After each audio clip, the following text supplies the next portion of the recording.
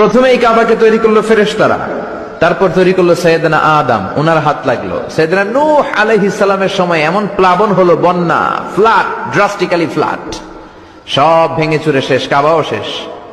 নূহ আলাইহিস সালাম নেমে আবার বানালেন, এরপর বানালেন ইব্রাহিম আলাইহিস সালাম। পড়েন সুবহানাল্লাহ।